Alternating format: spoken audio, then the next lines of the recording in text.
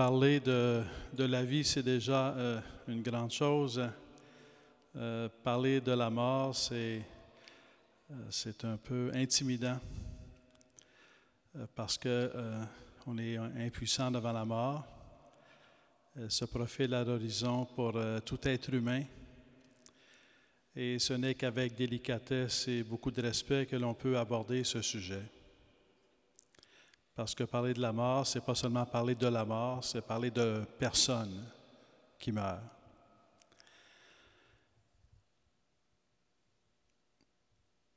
Si je vous demandais, et quelque part je vous le demande, croyez-vous en votre vocation à l'amour?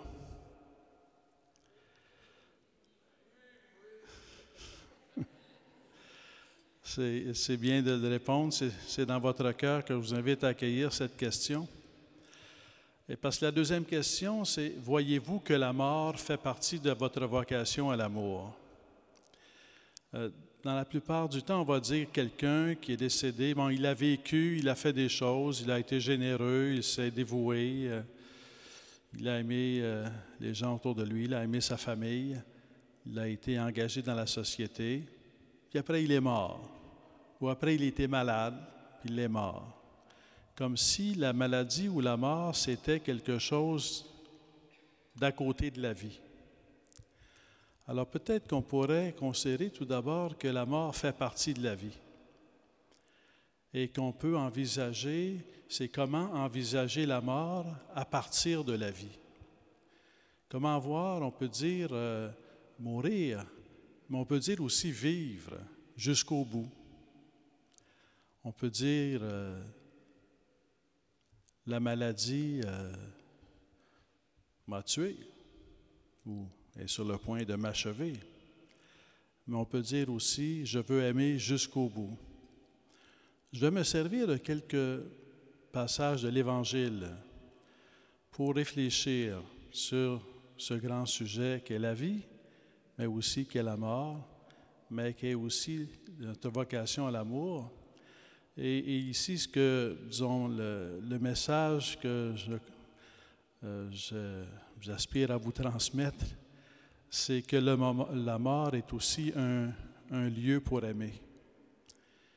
Que la mort fait partie de la vie et qu'elle peut être intégrée dans notre vocation à l'amour. Alors, je vous parle donc de quelques passages de Jésus qui vont dans ce sens-là. Quelques passages parmi d'autres. Alors Jésus qui dit, « Voici quel est mon commandement, vous aimez les uns les autres comme je vous ai aimé. » Ça va bien. « Nul n'a plus grand amour que celui-ci, donner sa vie pour ses amis. » On peut donner notre vie. On peut donner notre vie. On peut donner notre vie dans le sens de mettre en premier le bonheur de l'autre. On peut donner notre vie dans le sens de s'engager et se dévouer dans un service des autres. On peut donner notre vie dans le sens de se donner à travers notre mort. Une autre phrase de Jésus qui va dans le même sens. Avant la fête de la Pâque, Jésus, sachant que son heure était venue de passer de ce monde vers le Père, ayant aimé les siens qui étaient dans le monde, les aima jusqu'à la fin, jusqu'à l'extrême de l'amour. C'est pas les aima pendant qu'il était en santé, mais les aima aussi quand il était dans la faiblesse et lorsqu'il était en train de mourir. Il les aima jusqu'au bout, jusqu'à l'extrême de l'amour. Et il y a un passage de Jésus dans l'Évangile de Jean, une parole de Jésus qui est très, très forte et très suggestive, et pour ma part, je dis pleine d'espérance. C'est Jean 10, verset 18. « Ma vie, nul ne la prend, mais c'est moi qui la donne. » C'est une parole assez étonnante parce qu'extérieurement, on prend sa vie. On l'arrête, on le frappe, on le crucifie, on lui donne un coup de lance. Donc extérieurement, on prend sa vie. Mais il a tellement dit oui à donner sa vie qu'il fait du moment de sa mort un don de sa vie. Ma vie, nul ne la prend, mais c'est moi qui la donne. Et donc, que le moment de la mort devient, pour ainsi dire, aussi un moment de l'amour. Parce que la mort peut être transformée en don de soi. La maladie peut être transformée en don de soi. La mort peut être transformée en don de soi. Quelqu'un, pendant qu'il se dévoue pour sa famille ou au travail, il fait des choses il se dévoue, il s'active, il réalise des actions, des paroles pour sa famille, pour le monde du travail, pour ses amis. Et peut-être qu'on a l'impression que quand on est malade, on ne peut plus faire rien. On cesse d'agir pour les autres, on cesse d'agir pour sa famille, on ne peut plus rien faire. On est dans l'impuissance, on est dans la fragilité et on est dans l'impuissance. Et pourtant, le moment le plus puissant de la vie de Jésus, c'est lorsqu'il est mort sur la croix. Lorsqu'il a fait de sa vie une offrande à son Père. Ma vie ne la prend, mais c'est moi qui la donne. Il la donne à qui? Il la donne à son Père pour nous. Et donc, la maladie ou l'angoisse ou la souffrance ou la passion ou la mort deviennent aussi des chemins de l'amour, deviennent aussi des moments où on se donne. La maladie est un moment où on peut offrir sa maladie, sa fragilité, sa faiblesse, son impuissance. On peut l'offrir à Dieu pour les membres de notre famille, pour le monde dans lequel on vit. Avant la maladie ou avant la perspective de la mort, on voit qu'on fait quelque chose. Quand on est dans la maladie ou dans la perspective de la mort, on ne voit plus qu'on fait quelque chose. Mais la vocation à l'amour continue, on peut continuer d'aimer et en s'offrant à Dieu, on ouvre un chemin pour l'action de Dieu. Pendant notre vie, on a prié. Au moment même de la maladie, de la souffrance, de la mort, la maladie, la fragilité, l'impuissance, la souffrance, la mort devient prière. Elle devient prière quand elle se fait offrande à Dieu. Si on reprend la page de Jésus, ma vie ne l'apprend, mais c'est moi qui la donne. Alors, une fois, j'étais à l'hôpital, je vais voir quelqu'un qui doit subir une intervention majeure pour la colonne vertébrale. Et si ça fonctionne, elle va marcher. Si ça ne fonctionne pas, elle ne marchera plus. Puis, il y a 40% de chances que ça fonctionne, 60% de chances que ça ne fonctionne pas. Mais toutes les conditions étant réunies, on a jugé bon que ça valait la peine de faire l'opération. Alors, c'est certain qu'avant l'opération, c'est l'inquiétude. Alors, je me sers de cette parole de Jésus, ma vie ne la prend, mais c'est moi qui la donne. Puis en priant avec elle, je dis, mon dos, nul ne le prend, mais c'est moi qui le donne. Et ça introduit comme une paix, une détente, non seulement par le biais des médicaments, mais par le biais même de l'âme. L'âme s'est détendue et l'opération s'est déroulée et la personne a pu marcher. A marché. Parce qu'elle a fait de sa maladie, de sa fragilité, de sa blessure, de son dos blessé, elle en a fait une offrande à Dieu dans la prière. On peut faire de notre maladie et de notre mort une offrande à Dieu par amour pour les autres. Et ça peut porter, il y a des fruits qui vont se manifester, qu'on verra au ciel, qu'on ne verra pas ici-bas, ou peut-être parfois, mais qui vont se manifester dans une plus grande paix dans la famille, des réconciliations peut-être inattendues, mais ça va porter des fruits. On ne peut pas donner sa vie à Dieu sans que ça porte des fruits. Jésus-Christ sur la croix a fait plus pour l'humanité qu'il a fait pendant sa vie publique, quand il était en forme et en santé, et qu'il enseignait et qu'il guérissait des malades. C'est sur la croix qu'il a fait le plus pour nous. Et dans ce sens-là, j'ose dire que la mort est le moment le plus important de notre vie. Parce que c'est un moment où tout se concentre. On cherche à aimer, on veut aimer autant qu'on peut avec nos fragilités. Au moment de la mort, on a la perspective de se donner une fois pour toutes. Pendant notre vie, on se donne, mais il faut se reprendre, il faut se reposer, il faut des forces. On ne peut pas être partout, on ne peut pas tout faire, même quand on se donne beaucoup. Au moment de la mort, on peut vraiment tout donner, tout donner. Au moment de la maladie, on peut apprendre à tout donner. On peut apprendre à s'abandonner à Dieu, à se remettre entre les mains de Dieu. Au moment de la mort, on peut tout donner. On peut se donner totalement à Dieu. Et on ne peut pas se donner à Dieu sans que ça porte des fruits. Des fruits de paix, des fruits de conversion, des fruits de réconciliation dans notre famille et dans l'Église et dans le monde.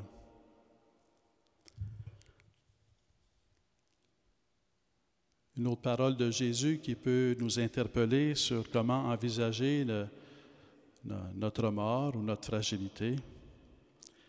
Alors, lorsqu'ils furent arrivés au lieu appelé Crâne, ils les crucifièrent, Jésus, ainsi que les malfaiteurs, l'un à droite et l'autre à gauche. Et Jésus disait, « Père, pardonne-leur, ils ne savent ce qu'ils font. »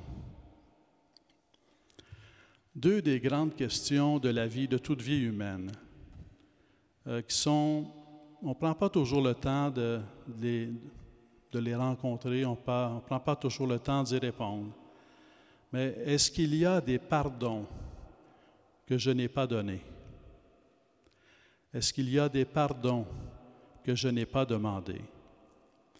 Le moment de la maladie ou de la mort, c'est un moment, en se préparant à vivre ce moment comme un don total de soi, c'est un moment aussi pour revoir notre vie sous l'angle du pardon. Pardon dans la famille, pardon avec Dieu, de demander pardon ou de pardonner. Donc, ça devient un moment très puissant de grâce, un moment très fort de grâce.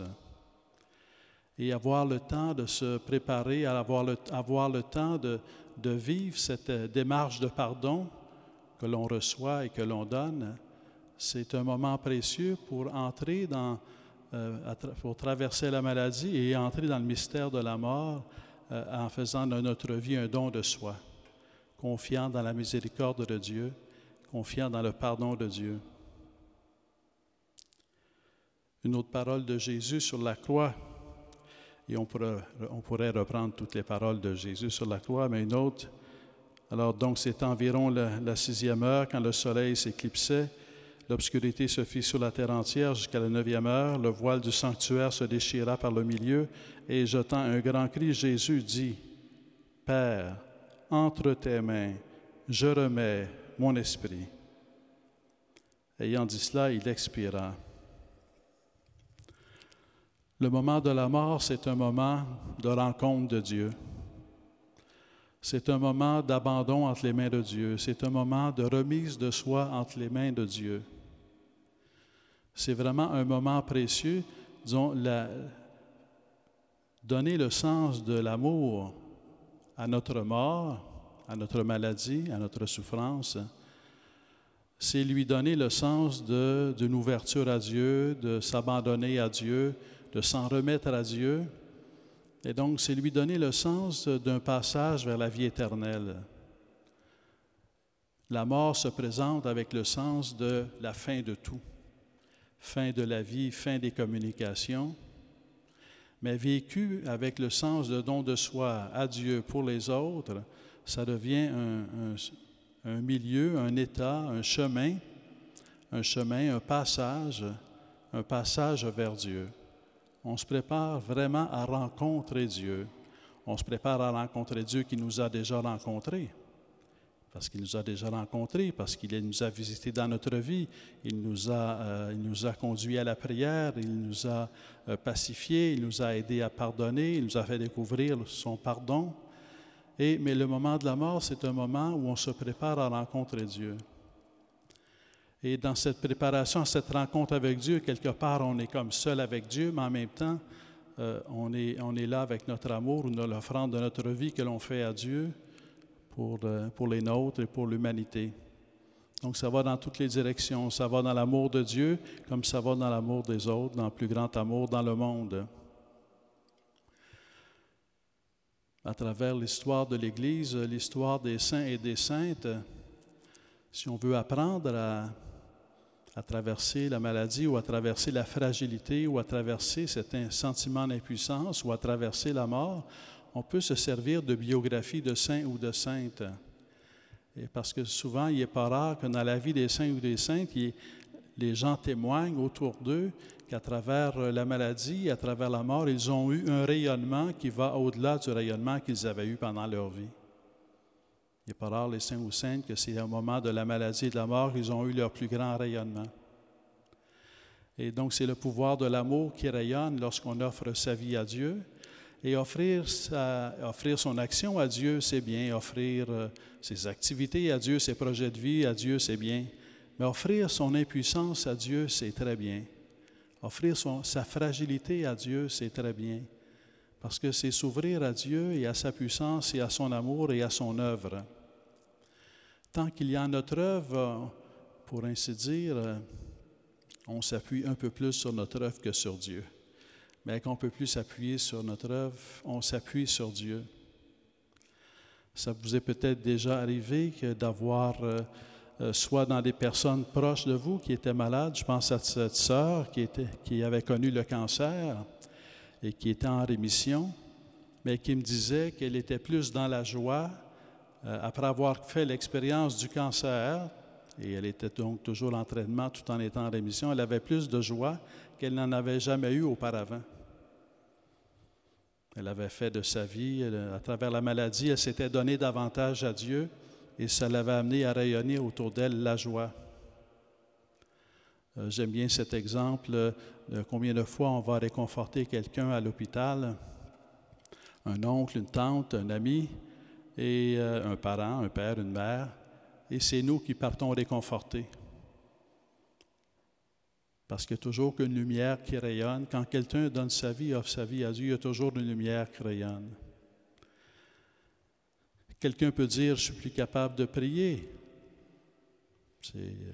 Oui, mais si on met un crucifix visible dans le champ de vision, la prière, ça fait une prière qui ne cesse jamais, une prière continue. Comment faire du moment de sa mort le moment le plus important de sa vie? Comment faire du moment de sa mort le moment où on va aimer comme on n'a jamais aimé? Comment faire de sa mort un moment où on va se donner comme on ne s'est jamais donné? Avec l'Esprit Saint, c'est possible. Jésus-Christ, l'Épître aux Hébreux va dire que Jésus-Christ a donné sa vie dans la force de l'Esprit Saint. Et on s'ouvre le plus à la force de l'Esprit Saint quand on est dans la faiblesse. Parce que dans la faiblesse, il n'y a plus qu'à s'ouvrir à Dieu. Dans la force, on a beau s'appuyer sur Dieu, de prier, on s'abandonne à Dieu, mais on s'appuie quand même sur nous-mêmes. Dans la faiblesse, on s'appuie sur Dieu. Il n'y a plus que Dieu sur qui on peut s'appuyer. Et lorsqu'on perd un être cher, lorsque quelqu'un meurt, on éprouve, la personne qui est malade ou qui meurt éprouve sa fragilité, son impuissance, mais quand on aime quelqu'un qui est malade et qui est sur le point de mourir ou à l'article de la mort, on éprouve aussi notre propre impuissance à communiquer, notre impuissance à être présent au fond de l'âme, notre impuissance à redonner la vie, notre impuissance à donner la vie. Et cette expérience de fragilité et d'impuissance à accompagner les personnes mêmes que l'on aime est aussi une occasion de s'ouvrir à la grâce de Dieu, qui nous rend capables d'être présents dans notre humanité et qu'à travers cette présence, Dieu aussi vient passer. Dieu agit dans notre cœur, mais il agit aussi à travers les autres. Il agit dans le cœur de la personne qui est malade et qui souffre, qui est à l'article de la mort, mais il agit aussi dans le cœur d'une personne, d'un membre de la famille, d'un ami qui est là, ou même du personnel médical, d'une infirmière, d'un médecin qui est là. Il agit pour pouvoir toucher le cœur de l'autre. Dieu agit de tous les côtés. Et dans ce sens-là, les moments de plus grande fragilité, les moments de plus grande impuissance peuvent devenir, pour ainsi dire, des moments de grand amour, du plus grand amour. Est-ce qu'on veut suffisamment aimer pour aimer jusqu'au bout? Est-ce qu'on veut suffisamment aimer? Si l'idée, c'est de profiter de la vie, bien, qu'on ne peut plus en profiter, on a un problème. Mais si l'idée, c'est d'aimer, en toute situation, on peut aimer. On peut être en forme et aimer, bien sûr. On peut être dans la faiblesse et aimer. On peut être pourvu de moyens et de ressources et aimer. On peut être dépourvu, démuni et aimer. La vocation à l'amour, elle est tellement profonde qu'elle peut être vécue quelles que soient les situations de notre vie. On peut être seul et aimer. On peut être avec d'autres et aimer. On peut toujours donner à notre vie le sens de l'amour. La question devient, est-ce que ça vaut la peine d'aimer? Ou est-ce qu'on croit à notre vocation à l'amour et est-ce qu'on croit que c'est possible d'aimer jusqu'au bout? Je ne dis pas que c'est facile, je ne dis même pas que c'est possible, mais certainement qu'avec la grâce de Dieu, c'est possible. Parce qu'en Dieu, l'amour n'est pas un projet, c'est une réalité éternelle. Dieu ne projette pas d'aimer. Dieu aime. Il est amour. Jésus-Christ, dans sa vie publique, la passion, la croix, il ne projette pas d'aimer. Il aime. Il est amour. Dans sa résurrection, il ne projette pas de nous aimer. Il aime. Il est amour. Alors quand on s'appuie sur Jésus-Christ, quand on ouvre notre cœur à Jésus-Christ, on accueille celui qui est amour et qui a le pouvoir de nous rendre capables d'aimer. On peut connaître le rejet, on peut connaître peut-être la haine, on peut connaître l'oubli, on peut connaître l'indifférence. Jésus-Christ a le pouvoir de nous rendre capables d'aimer, quelle que soit notre situation. Et donc, ne pas gaspiller sa mort, pour ainsi dire, sur le plan personnel, c'est comment est-ce que c'est faire de sa mort un moment que l'on vit en se donnant. C'est de donner à sa propre mort le sens de l'amour. Ne pas gaspiller sa maladie, c'est de donner à sa maladie le sens de l'amour. Ça ne veut pas dire de ne pas combattre la maladie. On combat la maladie, sans acharnement, mais on combat la maladie. On accepte la mort. On ne refuse pas la mort, on l'accepte. Mais on ne la devance pas. On aime jusqu'au bout. Il ne s'agit pas seulement de vivre jusqu'au bout, il s'agit d'aimer jusqu'au bout. On aime jusqu'au bout. Donc, on ne cherche pas à la devancer. S'en remettre à Dieu, c'est aussi remettre à Dieu le moment de notre mort. Ça a été évoqué, quelqu'un peut dire « ça fait mal, je mourrai ». Mais qu'est-ce qu'il est en train de dire? « Je veux mourir ». Qu'est-ce qu'il est en train de dire? C'est « aidez-moi ». Aidez-moi, j'ai besoin d'aide. C'est ça qu'il est en train de dire. Et dans ce moment où on peut peut-être dire au Seigneur, « Seigneur, je n'en peux plus ». Ça se dit, c'est ce que Jésus dit à Gethsémani. « Je n'en peux plus, mais que ta volonté soit faite et non la mienne. Ton temps et non le mien, ton moment et non le mien. » S'en remettre à Dieu, donner à sa vie et à sa mort et le sens de l'amour, c'est aussi s'en remettre à Dieu pour le moment de sa mort. Ce n'est pas vouloir décider soi-même du moment de sa mort, c'est s'en remettre à Dieu pour le moment de sa mort. Et tout ça, ça a été évoqué plus tôt, 5 minutes, 1 minute, peuvent amener des changements majeurs dans le cœur de quelqu'un lorsqu'on est malade ou à la veille de sa mort. J'ai vu des gens à la veille de leur mort, dans la dernière demi-heure, se réconcilier et trouver une paix du cœur qu'ils n'avaient plus depuis plusieurs années. Et ça a pu arriver parce que la grâce de Dieu qui est toujours là, et ça a pu arriver parce que la famille a voulu soutenir jusqu'au bout et être présente jusqu'au bout. Ça peut arriver parce que l'amour a été vécu jusqu'au bout.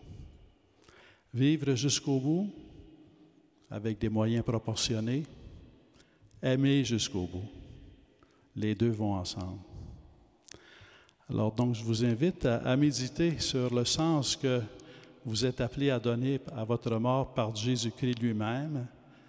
Et une façon de méditer et d'entrer dans le mystère de cette vie, de notre vie humaine, qui se fait aussi parfois maladie, et qui se fait toujours mort, ou qui se fait souvent souffrance, c'est de méditer le passage de l'Évangile qui invoque la passion du Christ, la mort sur la croix, sans nécessairement tout lire à chaque fois. Chaque jour, prendre un passage, chaque jour, prendre une parole. Et ça nourrit de croire en la vocation à l'amour, en notre vocation à l'amour, et ça nourrit l'espérance que Dieu est avec nous jusqu'au bout. Et ça nourrit l'espérance que lorsqu'on offre sa vie à Dieu, il y a des fruits qui vont en surgir, des fruits de foi, des fruits d'espérance, des fruits de charité qui vont en surgir dans notre famille, dans l'Église, dans la société. Il n'y a pas de mort offerte par amour sans fruit, sans fruit. Il n'y a rien qui porte du fruit comme la croix de Jésus-Christ, et il n'y a rien qui porte du fruit comme une vie offerte en union à Jésus-Christ crucifié, dans la foi, dans l'espérance de la résurrection. Alors, merci beaucoup.